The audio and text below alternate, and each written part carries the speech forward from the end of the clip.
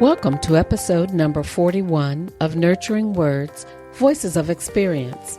Today's segment is the third in the series, The Best of Our First Year, and the key to understanding the impact mother loss has had on your life. This podcast is provided by the Motherless Daughters Ministry, your premier source for healing women from the wounds of mother loss through faith-based holistic empowerment. What started as a small book club of 5 women back in 1999 has now grown into a ministry for hundreds of women across the globe who have in return ministered to many, many other motherless daughters. Women are changed by this ministry. We firmly believe if you are with us right now, God has led you here. Hi, I am your host, Gladys Bell. Thank you for allowing us to be part of your day. We're so grateful for your support during our first year. Now, we need your input on how we can best serve you. Let us hear from you about what topics you want us to address. Let's listen in as we revisit our founder and executive director, Mary Ellen Collins, presenting an introduction that lays the foundation for understanding the series on the ages and stages of loss. Are you stuck? This is part 1 of a series that we'll be doing on age and stage. Why you are who you are today. Why do you act this way? Do you know that the age when you experience mother loss affects you today as an adult? There's a basic formula that lends itself to some insights into how we function as adults today and how our mother loss influences who we are today. Want to know the formula? Today I want to focus on your age of loss. Now, age of loss, mother loss, not age of mother death. That's important because you could have mother loss and either have a living mother or you could have mother loss and your mother is not deceased yet. So today I really want to talk about, in the Motherless Daughters Journey program, the class and retreat, we authored an exercise called What Was It Like? And in that, the goal of the exercise is to help you gain insight into your age of loss and the stage of emotional development by using the formula age of loss plus stage of emotional development plus the ability of our caretaker to support us and allow us to grieve our loss. All of that equals to our long-term adaptability. In other words, how tight our head is screwed on as an adult and how adaptable we are. So let's get at it. This will be an introduction to get us start thinking about our own experience and how our mother loss affects us today. This is the foundation, so don't miss this. As I talk to you, the first thing you have to do is identify your age of loss. Notice I did not say age of death. This is not difficult for some, but for others, it's a different story. How old were you when you first experienced mother loss? The actual loss could have happened long before her death, or your mother may still be alive and you've experienced that mother loss. When did she stop nurturing you? This is an important first step for you to ponder. The insight into your age of loss will help you understand your emotions today as an adult. I recently had a conversation with a 55-year-old woman who was experiencing tremendous emotion over the recent death of her mother.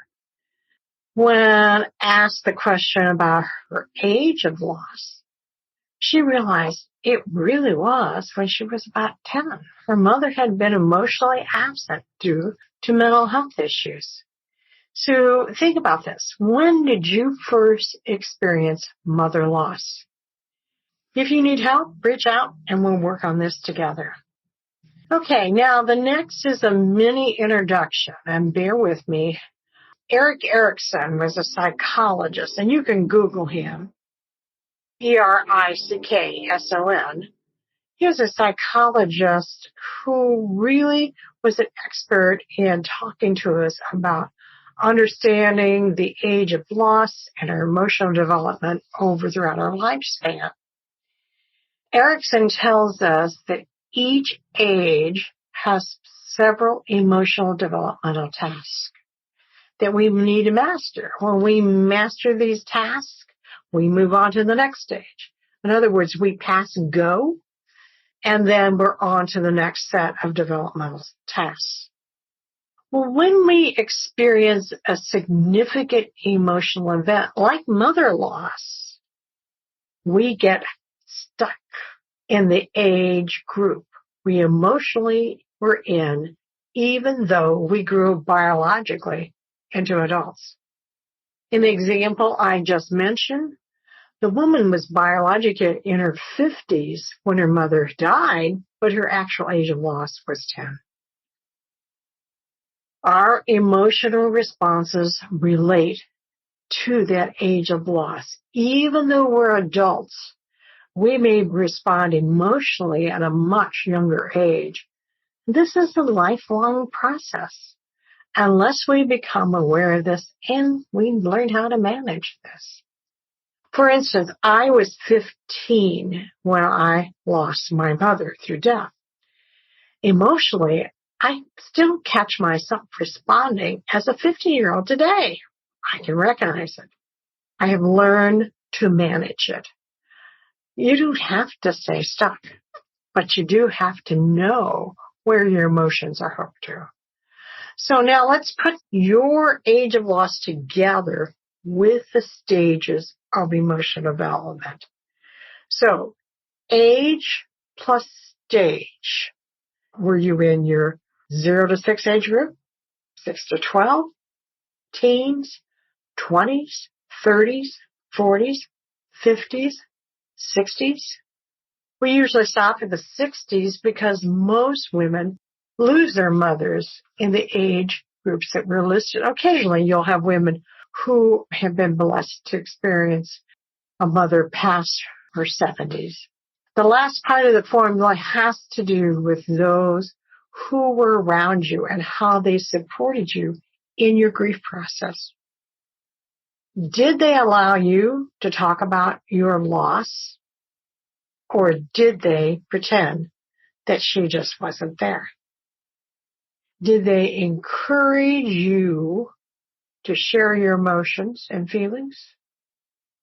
Did they help you instead of depending on you to help them? Was there a safe place for you to grieve your loss? So if you could say yes to the first part of most of those questions, then you're blessed. Most cannot. So we talked about age and stage and your people who helped you grieve. My prayer is that you can recognize your age of loss and you learn how not to be stuck.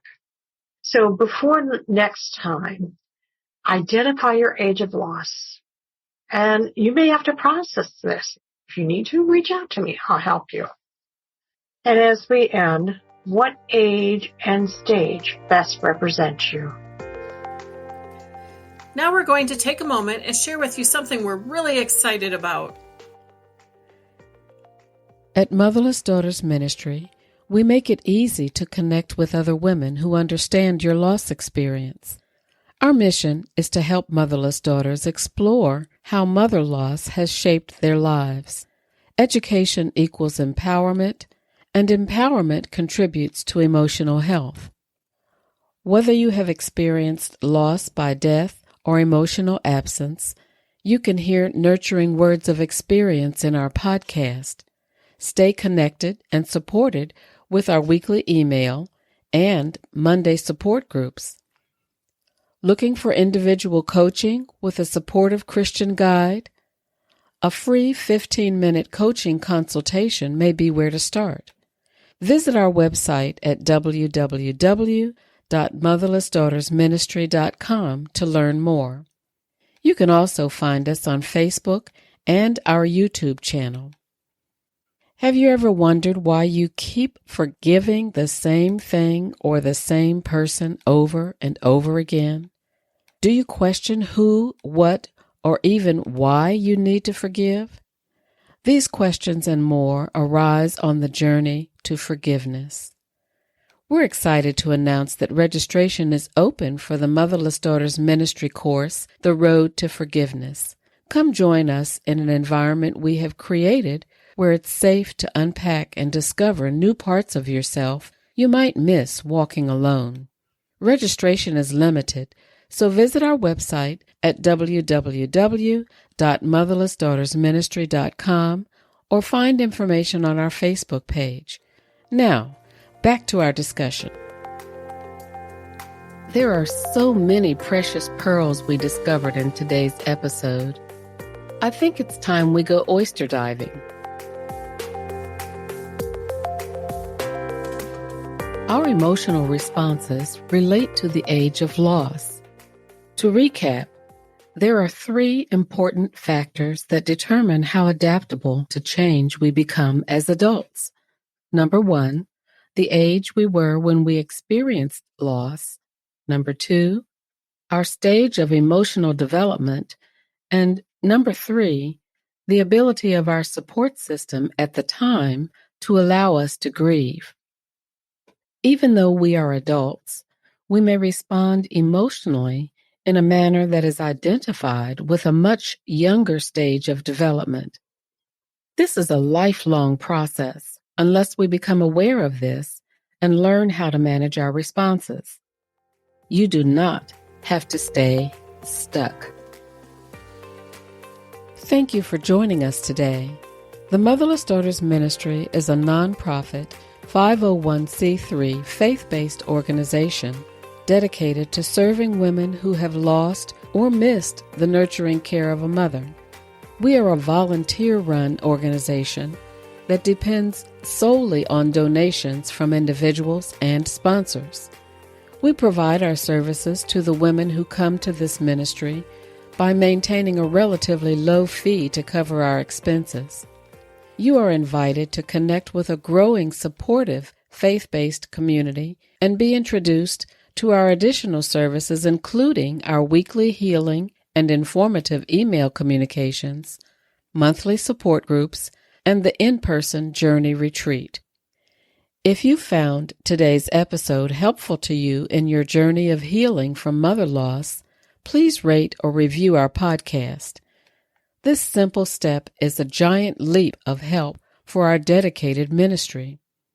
What are some of the questions and concerns you don't feel others would understand? Let us know what topics would be most helpful to you. Since launching the first episode, we have initiated additional ways to connect with us and find support and opportunities to participate in offerings. Visit our website at www.motherlessdaughtersministry.com to learn more or leave us a voicemail message. Submit your email to stay connected and supported in your journey, whether you are grieving, healing, or sustaining. Motherless Daughters Ministry will be walking beside you, if not physically, in spirit. Today, let us close with this prayer.